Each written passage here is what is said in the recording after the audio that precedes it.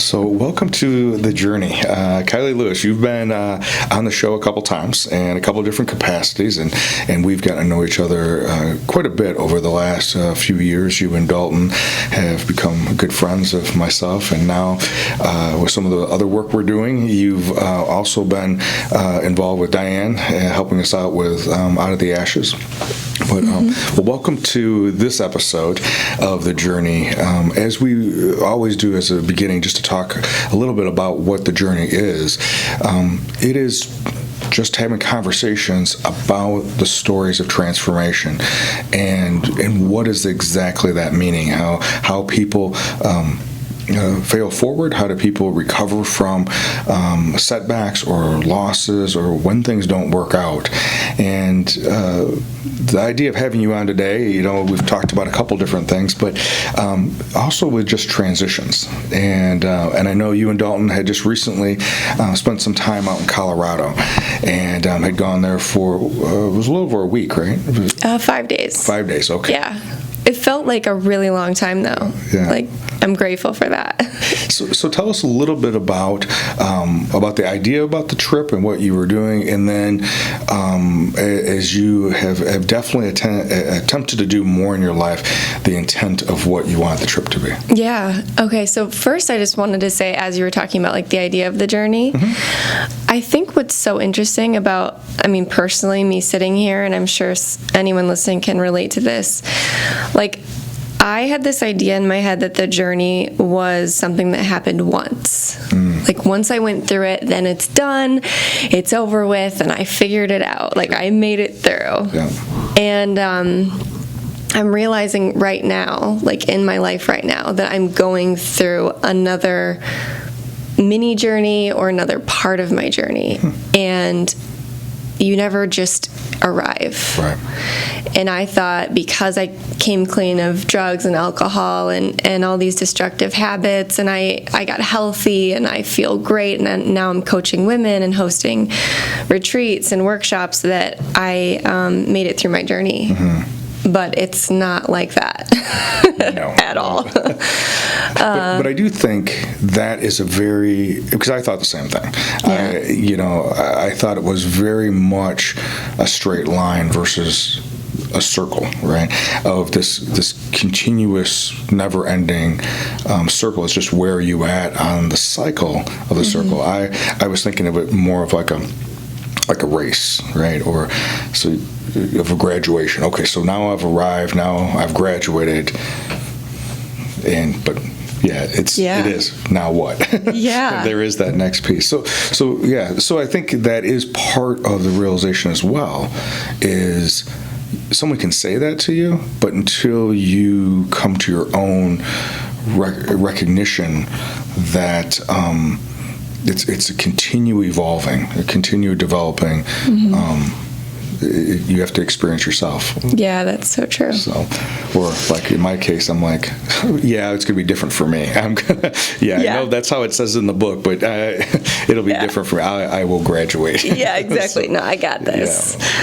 Yeah. So go ahead. So tell us a little bit about what was the idea of Colorado, why Colorado, and where were you guys at in Colorado?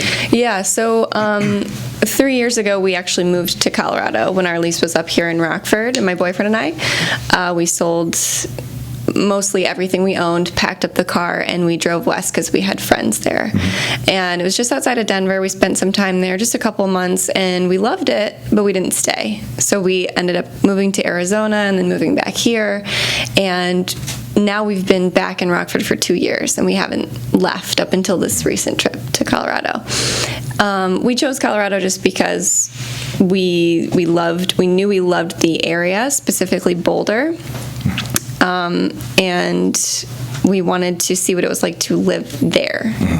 And we didn't make any plans. Like, we resisted the urge to, I mostly had to resist my urge to want to plan out the trip. Like, let's go for a hike. Let's, make plans to meet up with friends or family members that we have out there. And even that, I think, is hard, to just book an Airbnb and be like, we're just going to chill for 5 days and Sure. and quote unquote do nothing, right? The intention of the trip was to get away from the constant doing of we all have that tendency to constantly do, but I think there's also a unique thing that happens when you're an entrepreneur, because there's no time clock, there's no turning off. So we're constantly having ideas, and from morning till night, we feel like we should be doing something, and it's really hard to check out. So Colorado felt like a place, and 5 days felt like a good amount of time that we could just go and check out. Okay. So you guys stayed in Boulder, right? And what would be some of the things? I mean, you said this idea of resisting the structure, resisting having it planned out. Why do you, for you, what do you think planning things out, having that structure, where did that come from? Tell us a little bit about where that came from, where that became sounds like that became your normal. Yeah. So you and I both are reading the book, The Untethered Soul by Michael A. Singer, and you're reading it for the second time. Something that he wrote in there is, and I might be changing the word slightly, but it's like, if you want to know why you do what you do, then stop doing what you do and see what happens. So something I've recently learned through that trip and then the couple weeks after is that I personally find purpose in accomplishing and having structure so that I can feel, one, like I can control my circumstances, right? So that I know what's going on. There's no uncertainty, because uncertainty is terrifying for our human brain. We want to know, like, who's going to be there, what we got to wear, what are we going to eat, what's the weather going to be like, all these things, just so we can feel like we're in control. And I think that when you let go of that, fear creeps in, because you lose control. And that's really terrifying. So whether it's a trip or a party or your week, I mean, it's literally comes down to like a moment-to-moment thing. If you look at your day, the way that you gather things, like it's so circumstantial, like circumstantial happiness. As long as I know we're going to do this at this time, as long as I have my coffee, as long as I have my list used to be different, but I still have a list. So my list used to be, as long as I have my makeup bag, like I'm good to go. But if I lose that thing, I will panic, like I will freak out. Now it's like, if I don't have my magnesium, if I don't have my greens, then I'll freak out. So I think just playing around with that, letting go of the structure, is a good challenge for yourself to see how much you can choose your happiness regardless of outside circumstances and regardless of your amount of control. So let's go back, and just for the sake of kind of diving down just a little bit more about that idea of control, right? Yeah. One, why do we think it's so important? Why does Kylie think it's so important? And two, then why certain things then allow the sense of control. Like you said before, at an earlier time period in your life, there was this yearning for control, which I guess that was the desire to not be out of control. I don't know what that means, but and then if you had your makeup bag, then you would be in control. Yeah, that was one of the many things. Well, yeah, and then that's transitioned to you were talking about certain supplements or certain foods or whatever. Let's first talk about the idea of for you. What's that idea of control, and why is that necessary? And maybe as you dig down, and it could be not only with yourself, your own personal observation of yourself, but also as you've observed, or that's been validated or affirmed with others too. Yeah. I think for myself, and as well as the women that I've worked with over the last few years, it seems that nearly everything that we fear or that we try to control stems from our childhood. For me personally, I think about like when I was young, my parents divorced, and the divorce itself, I think I actually talked about this on the last time that we had a podcast together. The divorce itself was smooth, meaning they were really cordial, and they let us choose where we wanted to go. There was no yelling or fighting or anything like that. But we moved a lot. We moved like 8 times in a really short period of time, and I changed schools a lot. Okay. So I think for me, a lot of the control maybe started there, like this fear of, well, all this stuff is happening outside of me. My parents are divorcing. I have this new house all the time. I have to make new friends. I can't control all these other things. So what can I control? And so then things, when you're younger, you know, it's things like maybe food, because that's something you constantly have. And I definitely watched my mom do that with me and with herself, which I think a lot of people do maybe with their children. You know, it's like you have to finish everything on your plate. That's my way to make sure that you're taken care of. Right. And then as you get older, those things just change, or you know, add on. So I guess the control comes from avoiding pain, like we talked about. Like, I don't want to feel uncomfortable.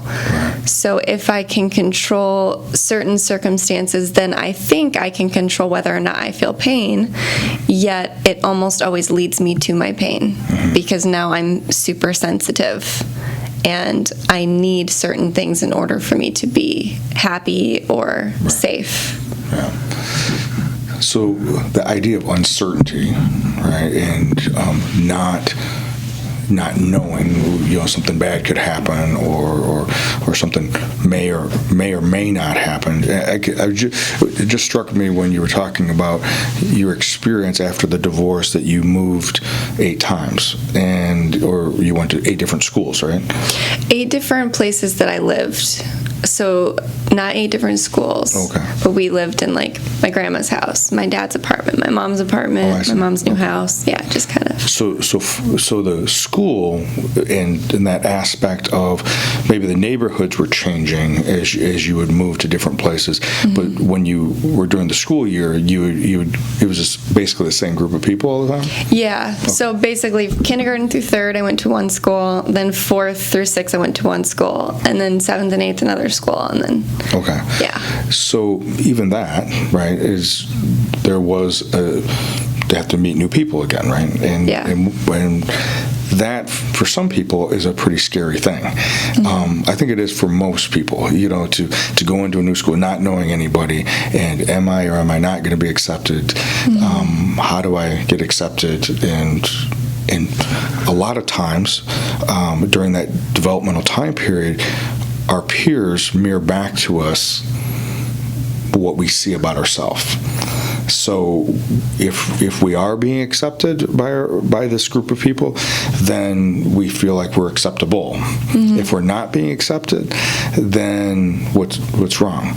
You know, what's wrong with me? Why am I not being picked on the kickball team? Why am I not liked or not considered at this lunch table, or whatever that may be? And sometimes it's maybe overt things like, you know, being picked on or teased or whatever. Other times it's just much more subtle.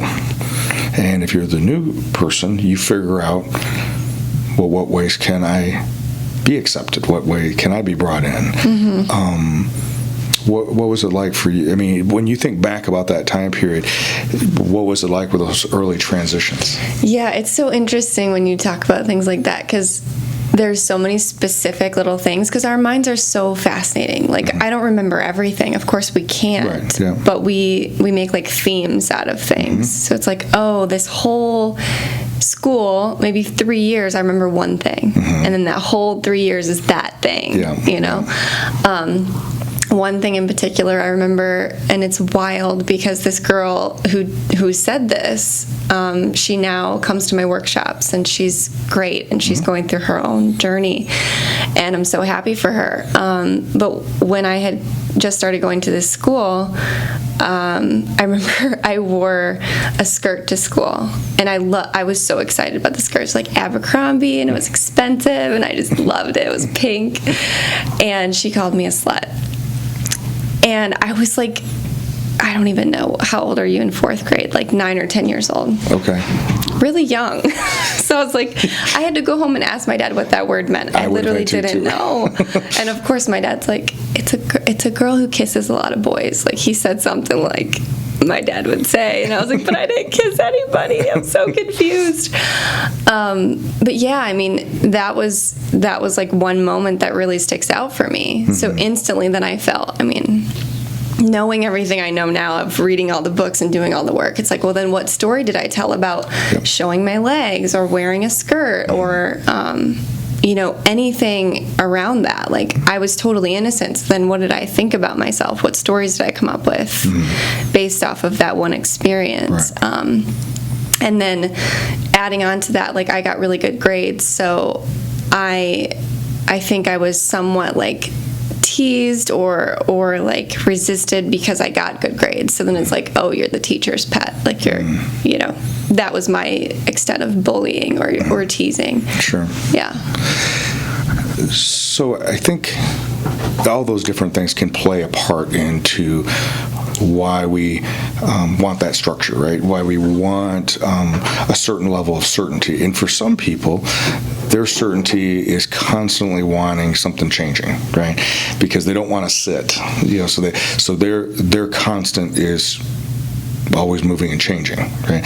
Where others, their constant or their normal or their order is wanting things to be exactly the same all the time. They don't want to do anything out of their routine. Mm-hmm. And I think in both cases, if we stay too long there, there's going to be problems because we have to use more and more energy to try to keep things in that homeostasis, in that constant state. Mm-hmm. As you said earlier, homeostasis is what we are gravitating toward at the same time that there is this other component of growth. And growth can't come from homeostasis. It can't come from being still, or not being still, that's not the right way to say it, but of things staying exactly the same. Yeah. And so it's this tension between this desire for understanding, desire of mastery, desire of that homeostasis, but at the same time of growth and development and change. Yeah, it's really relevant for me right now that you're saying that because like as you start to, and maybe you experience this too yourself, it's kind of what we just talked about of like wanting your journey to be like done and figured out. Mm-hmm. When or at least when I started to coach women and host workshops and help them, I found that I definitely have something to offer them. Like, I can definitely help, and I can see things that they can't see, or I've gone through things that they haven't yet gone through, or I can just lend support, But that doesn't mean that I don't have growth still to do myself. And right now I'm kind of stepping away from helping and teaching and guiding and trying to retreat and look at what do I need to work on still, and what do I need to learn still, and how can I lead myself first, and it doesn't mean that I have to go in and work on myself for the next 5 years and I can't touch anyone else's stuff. Mm-hmm. But I got lost. I started to get lost, and this is where the Colorado trip really came in for me. I started to get lost in finding my worth in helping other people. Sure. And finding my purpose and even getting addicted to that feeling of posting on social media and having people say how much it helped them. It's like the most pure thing that I have pure intentions and they truly feel helped can somehow wind up giving me a hit of dopamine or a hit of you matter, you're good enough.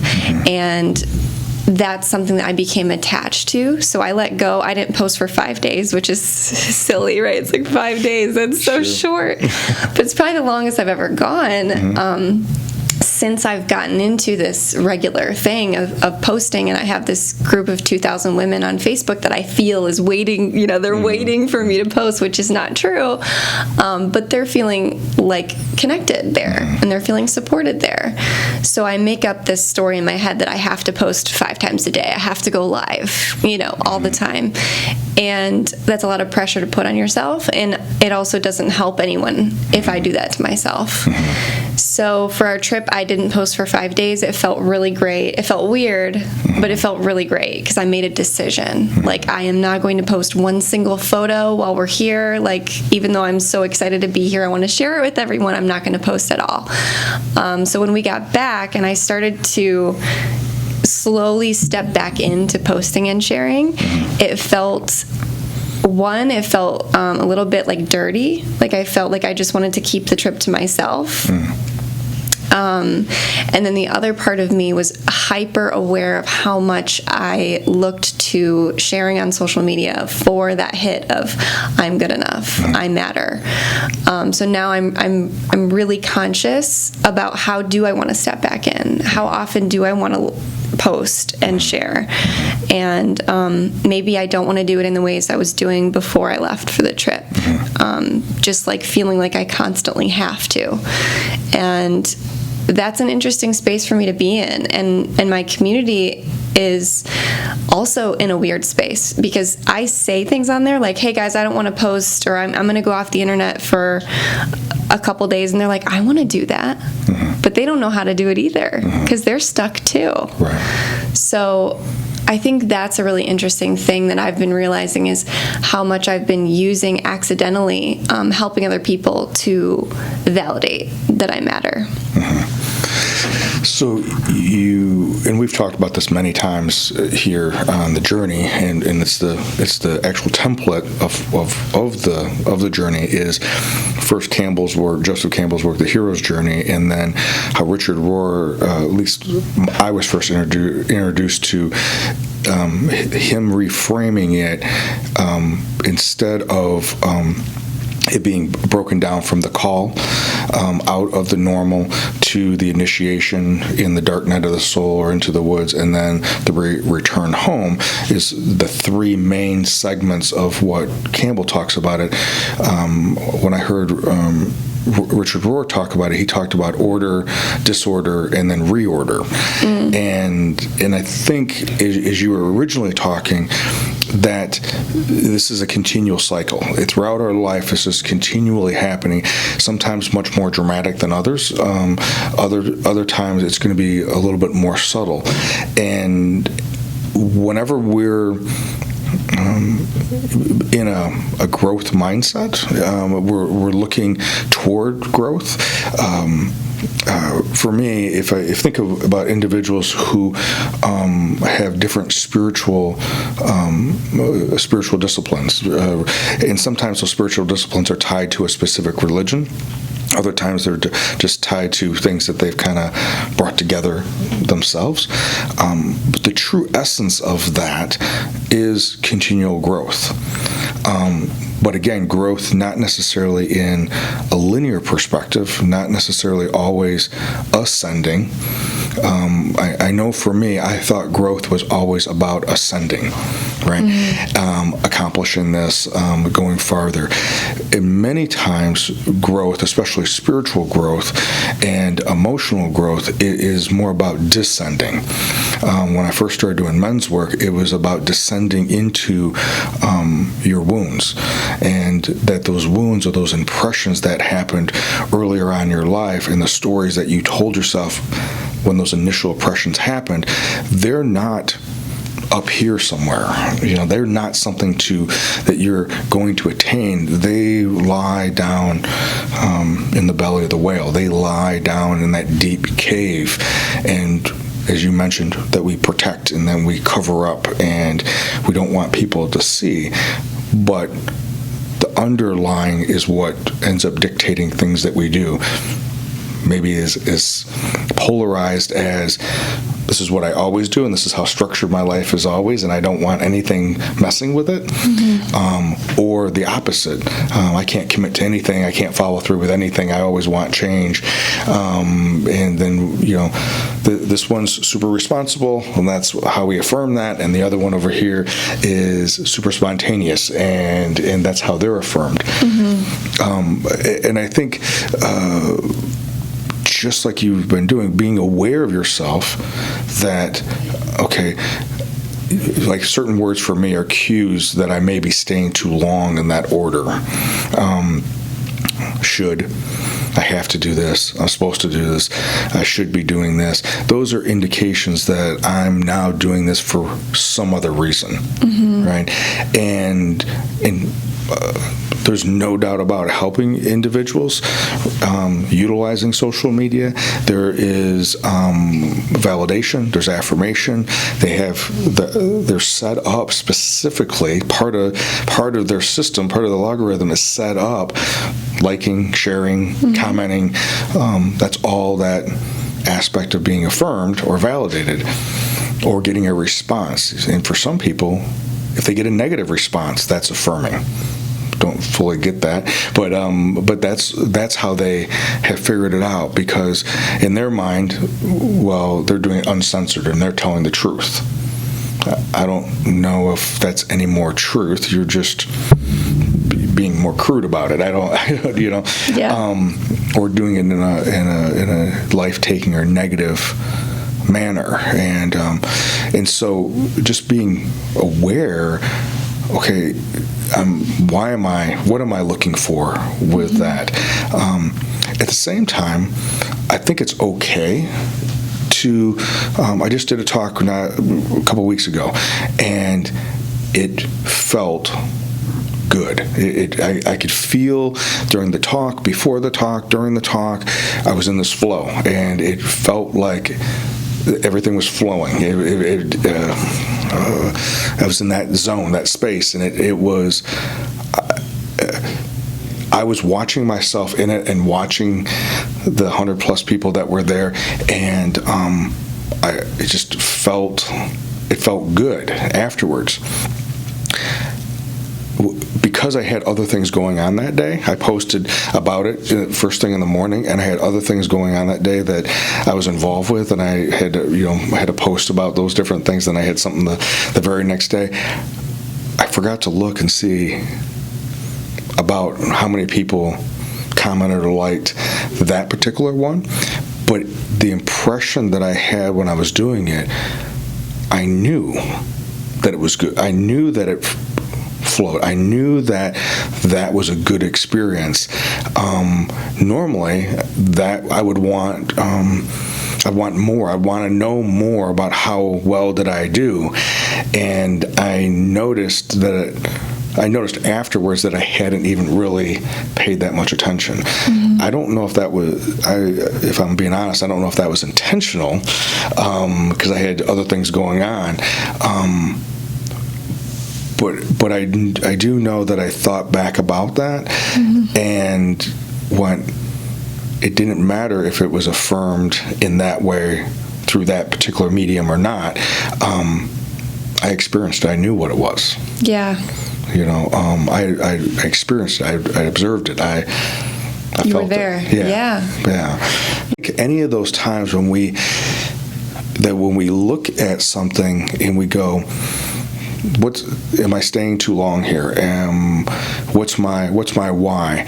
That's all questioning the order. That's all questioning that piece and being open to looking at it and what's the attachment to it. And that's the work of being in that dark night of the soul, that initiation process, or that chaos or disorder. And us talking about it is an example of reorder or bringing it for other people to see what they're going to do with it, and maybe give them permission to do something with their own journey. So as you came back, and you're in this space, what are some of the things that are getting mirrored back to you right now, about what you may want to be doing, what you because you and Dalton have a lot of energy and a lot of ideas, so there could be many different shiny objects that could pop up during a week for you guys, and you could go and chase after them. What have you learned about not chasing after every little offer or every little shiny object that's out there? Yeah, that idea right there is something that I think I've had to gradually learn over time. That started right at the beginning, because in the beginning I needed money, and so I chased after anything that could make me any money, which it served me. Yeah, we call that hustling. Yeah, exactly, right? It's a positive thing. Yeah. I was hustling, and I was good at it. But now I think, I'm so grateful to have Dalton, because he's helping me. He's it has to be constant to remind me, but that I don't have to hustle, and that he's he's got it right now. So for me, I can relax, which is like, okay, thanks, but I still can't, like I'm still letting go.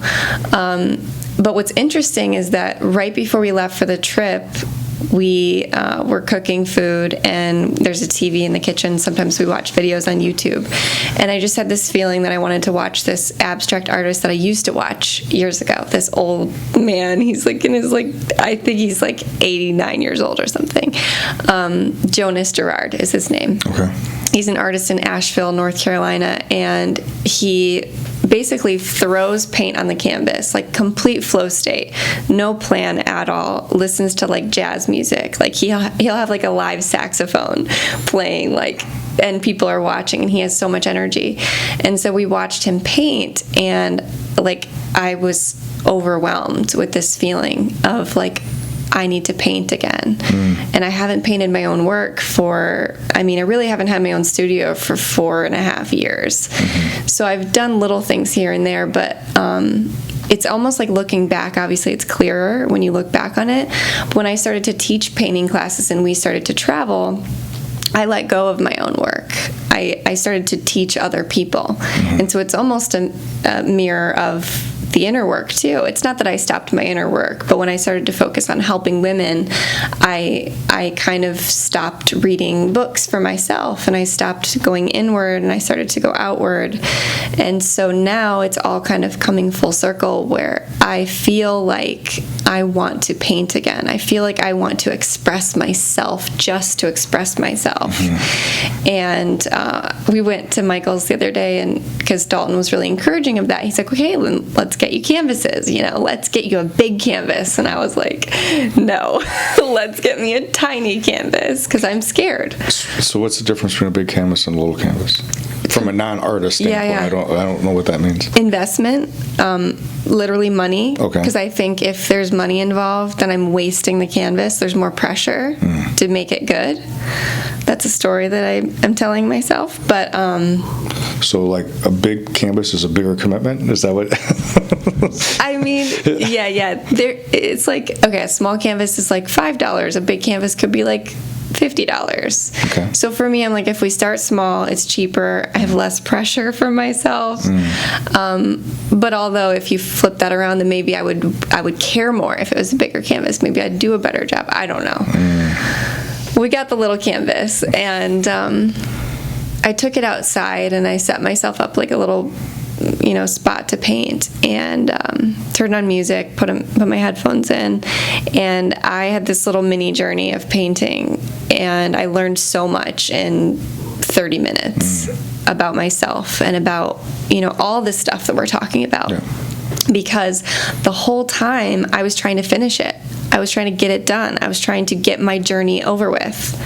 Like, I wanted the painting to be done so that I could go show Dalton and we could be like, oh, right, you're a good artist, you know? So validation of I'm good enough, getting it done, like just wanting it to be over with instead of enjoying the journey and enjoying the process.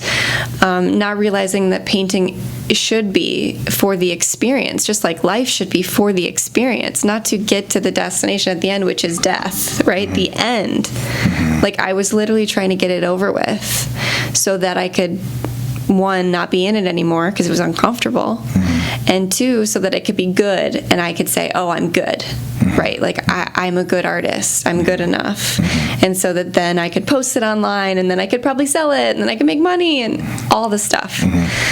So after I got done painting, you know, within the painting, it took on like 10 different lives. And I kept painting over and over and over it, which is the natural process of an abstract painting. And when it was done, it wasn't done. Like, I just have a canvas with a bunch of paint on it now, and I can return to it sometime if I want to. But I cried after. I had so much to release. And it wasn't like I was sad. I was just like, wow, all this stuff just came up in my head while I was painting. You know, like, I just want to feel good enough. And I'm trying to rush to the next thing and the next thing instead of just being in the moment. And I have a lot of work to do, but we all do. And art is such a great tool for me to go in and be alone with myself and face all these fears and all the self-doubt that I have, and not come out the other side and be done with the journey. Just come out the other side and be like, oh yeah, there's a lot of stuff in there to work on and to experience. You said something that keeps ringing through my head when you were just talking was good enough. What is that for you? Yeah.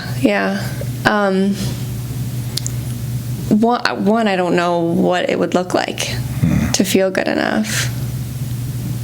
A woman named Marissa Peer, her life's work is helping people realize that that's all of our core wound, is that we don't feel something enough, smart enough, tall enough, fit enough, pretty enough, whatever it is.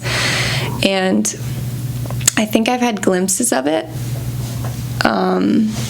which never has anything to do with me, nor any of my abilities or circumstances or the way that I look. I think that is the only thing that's true about being good enough, is that it cannot be tied to anything that is circumstantial or fleeting. So the glimpses that I've found are in really when I'm not thinking about myself, you know? Like, for instance, last night, Dalton and I were watching a movie, and Blow, of all movies. But in it, he loses his girlfriend.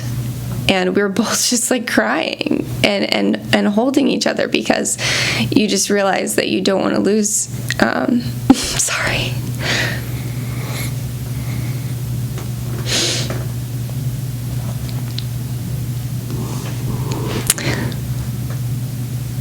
Gratitude, you know?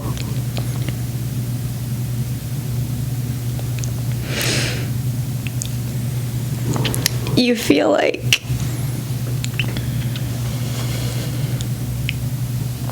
when you can feel gratitude for what you currently have,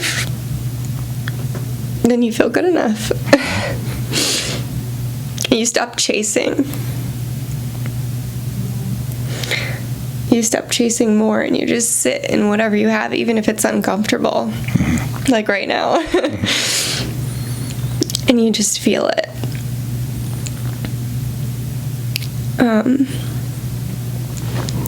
So I think that's what we all want. We all, the women that I work with, my family, myself, we all want to feel like this moment is enough. And that's really hard when you think that you have to keep going and you have to keep doing more and achieving more. And it's so simple, but it's really hard. it has become so counterculture. I was going to say counterintuitive, but I don't think that's correct. I don't think it's how we were wired. I think it's what we've become. I don't know if small children are constantly. Children are a great example of being in the moment.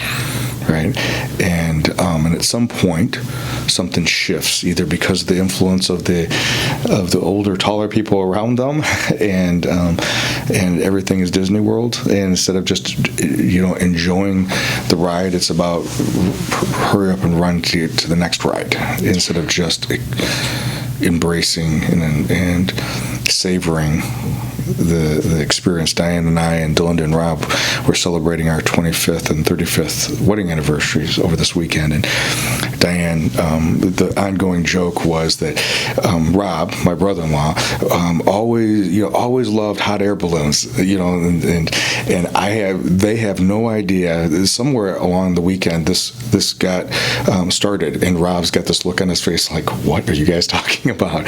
Because that's not necessarily really ever been his thing, was hot air balloons. But somewhere along the line, both Diane and Delinda were convinced that he had this, he liked hot air balloons. Anyways, we went along, we went to see the Galena balloon race, hot air balloon race, or what, but we got there early enough. The weather was really didn't know how it was going to go. It was touch and go, and they were delayed by 2 hours. But we got to listen to some music being played outside, and them setting up these hot air balloons, and we just sat and watched them, and watched these balloons fill up, and we just sat there and watched them. We were together and watched that experience, and for us, it was the first time any of us had ever experienced that before. And I don't know how long we were there. I mean, I think it was probably like 4 hours. But it was cool just being there in that space, and just watching these kids rolling down the hill. And this one family it was a young couple, I'm assuming husband and wife, maybe not, and they had 4 small kids and a big dog. And these 3 older kids watched the dog and the little one, who was so little, in diapers and a pacifier, and the mom and dad were just chilling, sitting on a little, lounging back on this hill on a blanket, and they were all in eye view, but it was pretty cool to watch, because I don't know if I would have been able to sit back and just watch that. When I was that young, I would have felt like I needed to watch them closer, because there were so many people around and there was all this stuff happening. And they just seemed very comfortable, and the kids were like, they were all around, but it was a great experience just to watch and observe that. In the background, the balloons were getting filled up and they were lifting off, of just being in that moment. And and it meant nothing more than just, there was no other thing about it than just experiencing it. That was definitely one of the cool things from the weekend, one of the highlights from the weekend, of watching that family, watching all this other stuff happening, and being, as you said, grateful just to be part of that, and so that was, just for the audience to know, obviously I brought up a bunch of emotions for you just a second ago. And so somebody listening may not understand, because that may trigger for them emotions. And so if you were going to describe the story you were telling, what you were thinking as those feelings were coming up, how would you describe that? Yeah. Actually thinking of the book again, mm-hmm. The Untethered Soul. Mm-hmm. he talks about how all of us have pain around our heart, and it could be there for so many different reasons, and it could be built up over time from different experiences we have, different things people say to us, different things that we're afraid of, and we all have this layer of fear and pain around our heart. So our heart is closed, and what we don't realize is that if we were to just face that and to let that feeling fill our body, to consume us. So basically, what I've been trying to do over the last few weeks, really the last 5 years, is to feel my discomfort. Then what lies beneath that is ecstasy, is joy, is love. It's the stuff that makes you cry for no reason, because it's so beautiful. And we all want that feeling so bad, but we're not willing to feel the pain that we have to feel in order to get through that layer, to get past it, and to see what's on the other side. Sure. Okay. So that's what comes up. Okay. So, and I think there is that. That just reminded when you were just saying that about those messages that either have been told to us through our family culture or the common culture that we grew up in. For me, it was real men don't cry. And that was one thing that I had to unlearn that. Being emotional, being someone who is empathetic, that was pretty not who Kevin was. I wasn't being consistent with Kevin. And just when you were just saying that, it reminded me going back to this balloon rally, and this music was playing in the background. Music, for me at least, definitely influences my emotional state and triggers that. Again, not sadness, but there were certain songs that were being played, and now all of a sudden I've noticed emotions coming up. And was it tied into the space? Was it tied into watching this family?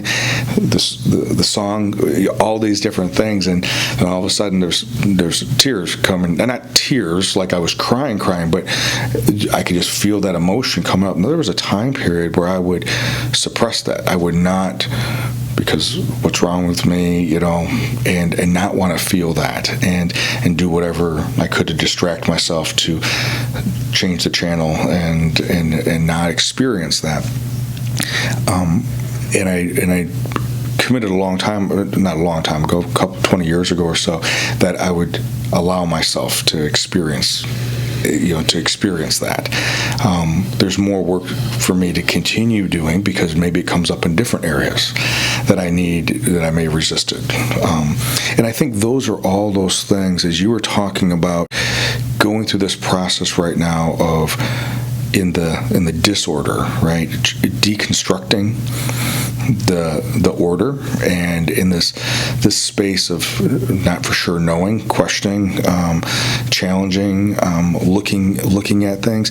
There's going to be things that are going to come up, and I think he talks about it in the book, or maybe or somewhere else I got this, is if your tendency is to talk when uncomfortable, then practice being silent listening. If your tendency is to be quiet and retreat when you're uncomfortable or uncertain, then that's where you need to move into by voicing it, right? And there's no one way to do it. It's being aware of what is your tendency for your order, and then at least start doing the opposite of that, and then seeing where that goes. I think is a good place to start in that element. Always having a schedule, and then going out to Colorado and not having a schedule, right? And just saying, okay, we got a couple things here. This is where we're at, and everything else we'll fill in the blanks on the way there. So. As you think about other things that are happening right now, as you're in this space of disorder and this dark night, now obviously you're still doing things. I mean, we're here talking about it, right? And you're still participating in other things at the same time. So I guess it isn't. I want people to know that it's not that all world stops. That you go off, and it'd be great if we could just go on top of a hill and just meditate for 4 weeks and not do anything. But I also know for me, when I'm in that space and I'm being open to the different teachers around me and the different things that can teach me and I can learn from, it's also by interacting. It isn't, sometimes it's being contemplative on that side of the mountain by myself. Other times it's by doing ordinary life and being contemplative there. So talk a little bit about that. Yeah, that's actually been hard to figure out, simply because the lifestyle that we've created for ourselves, which is pretty unique, allows me to basically sit on top of a mountain and not do anything. And that's not like, oh, you're so lucky, right? It is different from most people because I don't have kids. I don't have a job. I don't have any events booked that I have to do. Although I'm doing this podcast with you, and I've continued to do my own podcast. That's like once a week. So there has been a little bit of interaction, but I've also kind of retreated, like seeing my family, because when you're in a sensitive place, it's only been a couple of weeks, but when you're in that space of where I figured I was going to cry today, because I'm crying every day. I haven't been in that type of place for a few years where I just cry every day, and it's not sadness. Again, it's just like, oh, I'm feeling stuff. Yeah. I've let myself feel. So that's been an interesting place, and I'm right now figuring out, okay, I do want to interact, and so I will see my family a little bit. I'm going to make plans to see some girlfriends, and I think that's where you really have to ask yourself, one, what is necessary of me? Like, do I have kids? I have to take care of them. Do I have a job I have to be at? Do I need to have a girls' night? Do I need those things in my life?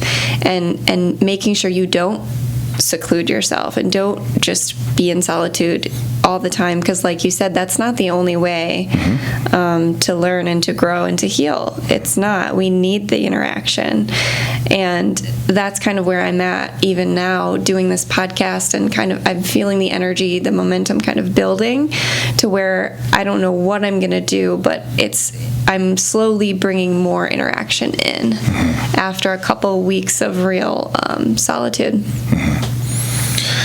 I remember we're talking about this idea of, as we're searching, and going from this order to disorder and personal growth. And I know for me, early on, 25 around that years ago, there was this desire from a spiritual and vocational and emotional standpoint of what is my why, what is my vision, what's my purpose, and I was heavily influenced by Lakota traditions and ceremonies. I spent some time with my original spiritual mentor, and he had taught me quite a bit about traditions and ceremonies, Lakota traditions and ceremonies, and one of them, though I didn't do it in the traditional way, was a vision quest, and this was actually before I met Joe. I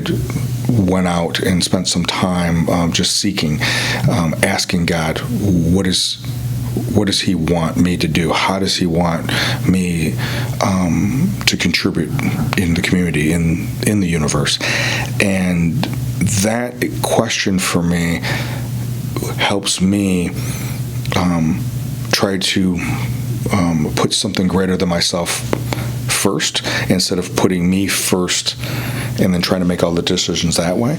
And that was real important for me to be able to keep that perspective, because there's a lot of things that I'm going to do because of fears, because of uncertainties, that I'm going to gravitate toward. And if I have some other thing that's greater than myself, and for me that is God, that I'm going to try to follow this order.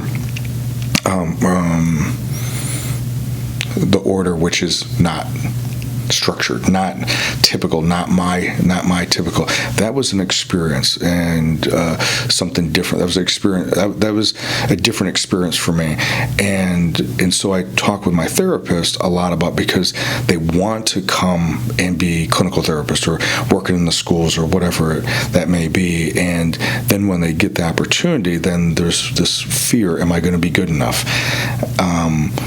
And I feel so honored to be able to do therapy and to be able to teach, because of people are choosing to spend their time with either wanting to change for growth's sake, or they want to change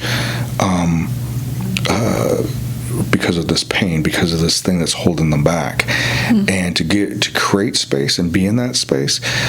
But also the reality that I know that I'm just a vessel for that healing to happen, either to mirror things back, or be a vessel for something greater, God, to work through, or for them to discover that God is already within them, and their greater self is already within them.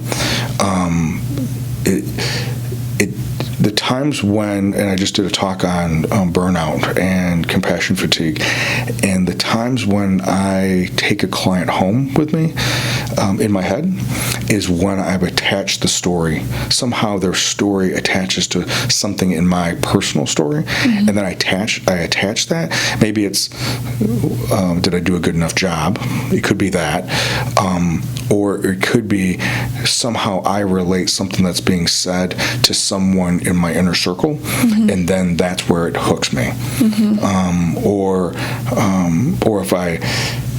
if for some reason I fall in a trap of taking credit for some kind of healing, that's also going to hook me too. Because if I'm going to take credit for helping them heal, then I'm going to take credit for when it doesn't go well, and I'm not really want to sign up for that. And so it's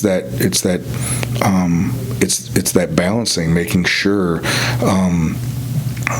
that it's about just creating space, and the healing is really on them, or the learning or the development is on them. And kind of like going back to that talk I did a couple weeks ago, it was just that flow, and I was aware enough to recognize as it was happening, to be able to experience it. And that doesn't happen all the time, and but when it does, it's a pretty cool thing. It's a pretty cool thing to be able to see yourself in that space, and see that that flow is happening. I think it's important, right? Definitely important for you, as well as for me and other people, that because we're not the only ones going through it.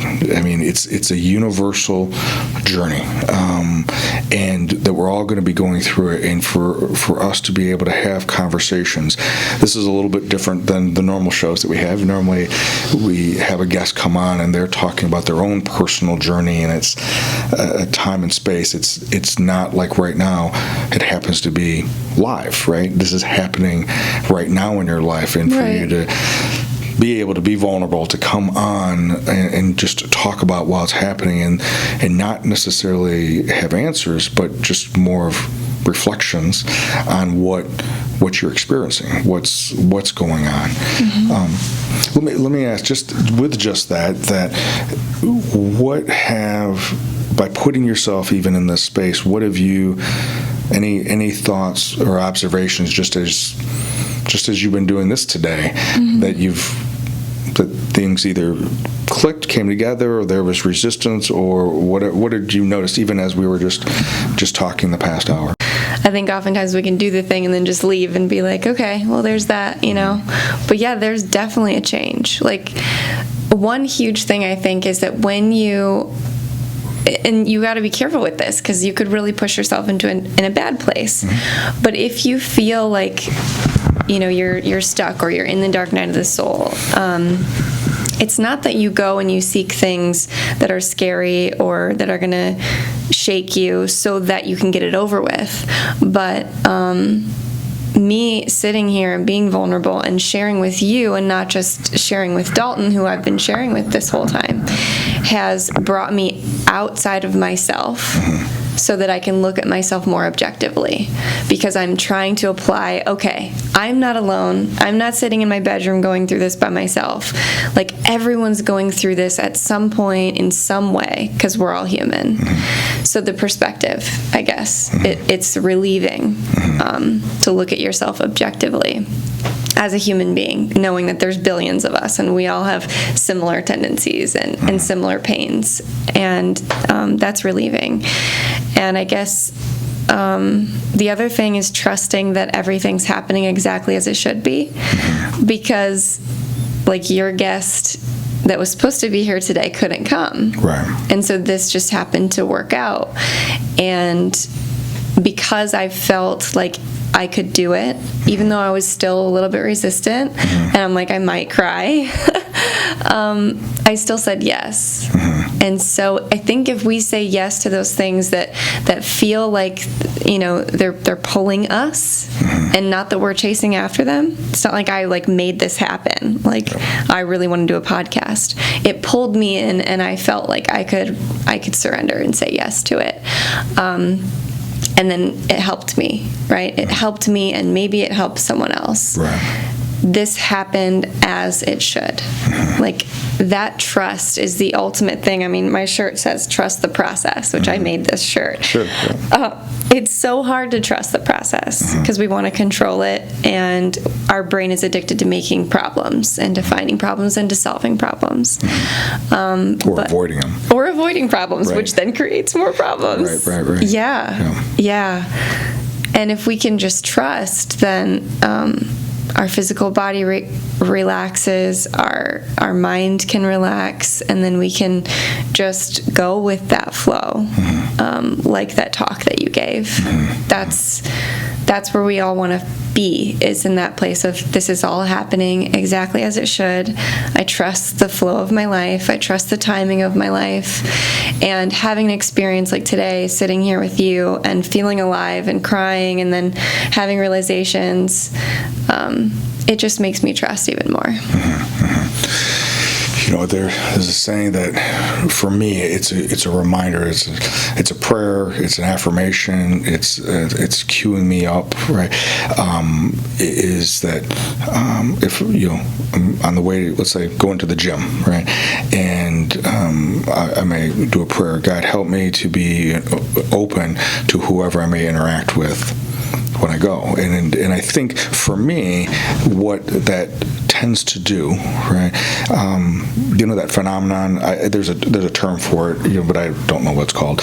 But that phenomenon that if you go and spend a bunch of energy and a bunch of time and an investment into a red sports car, and you find it and it's very specific and you want it because no one else has this red specific type of car, and that's why you invest your money in it, and that's why you invest in doing it, and it's also because it's unique and you're the only one who has one. And then you notice after you buy it, about a week later, how many more people have that little red sports car. Now, besides the fact that you're a trendsetter and that You changed the world. You changed the world. It may have more to do with this phenomenon that your reticular activating system. There we go. That's the word, right? Yeah. And now you're tuned into that, right? Yeah. And you're going to gravitate toward noticing, and that can happen with anything, right? That if I focus on the negative, I focus on bad things happening. This is why people say bad things happen in threes, which doesn't really make sense. And even if only two happen, then someone goes finds the third one, right? Yeah. But we can choose to go the other way. We can also choose to be how to be open. And for me, it's praying to be open. Then it's reminding me to be open, and then I'm being open about being open. And then in my head, there's an affirmation when this interaction happens, or someone comes up to me, or I have an opportunity to speak into something. There's an affirmation that was an example of just being open. I couldn't have planned it. I was just observing a family at a hot air balloon rally. I was just being open to the music, because I know how to be closed. All I have to do is just get fixated on some thought, and I can't hear or see anything that's around me, except the things that validate and affirm that story of my negativity, or whatever it is I'm focused on. So right now, as you're in this space of change, I think encourage you to just continue being open. And in different things that you can do to remind yourself of that, being open when you're journaling, being open with who you interact with, open to opportunities that come up. At the same time, being aware, as we've talked many times before, that everything you say yes to, inevitably you're going to have to say no to something else. And is the things you're saying yes to, are they the right things for you right now, or is that a response to comfort, order? Because there'll be a time when you're going to have to do something different than this, and you're going to have to. You'll be in a different space, because you'll get your calling papers, and it'll be that time to step back into unfolding something, and that'll be the reorder element. This is an element of the reorder at the same time of giving back, because we have no idea who may be listening to this, and they need to know that there's a template. And this is part of articulating the steps of how to trust the process, how to be open, how to be present, how to resist how to be open to the idea that if I close down, what comes with that, and it may not necessarily be what I really want it to come. And we just want to raise people's awareness of what may be happening. Yeah. So. And if I can just add to that, I think like the simplest thing, and I know I said this in the last podcast we had together, it's so tangible, and it's the best reminder for me, and that is the breath. Like, thinking about opening and closing, if that doesn't make sense to someone who's listening, like, I don't get it. How do you be open? How do you be closed? It's very visceral. It's very physical. And this whole podcast, and before, when I was in the bathroom before I came in here, I took like the deepest belly breath that I could, open through the heart, the chest, the diaphragm, and physically open. And then that will affect your mind. That will affect everything, because now you're physically open. You're not contracted.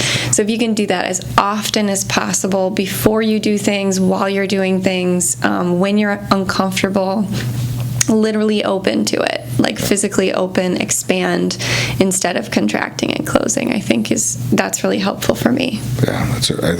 Thank you very much for sharing that, because that's a great example, because so many times we need to have little examples that have such great value, and just invite people to experience that. That's something they can do on their own. They don't have to go somewhere, and just practice. And the more we practice those things and we incorporate it into our day, the more we'll go to it when those other temptations come up to do something different and control. Kylie, as always, thank you for being on here. Thank you for being you, and being open, and being vulnerable, and just being willing to continue to be created and going through your own journey. Yes, my pleasure. Thank you for having me on. Well, thank you very much for joining us. This was Kylie Lewis, and you can hear more about what she's doing through her own podcast, Coming Clean, with Kylie Lewis. And we will have her and some of the things that she's doing, along with her boyfriend Dalton, in the upcoming episodes. But again, thank you, and we'll see you next week.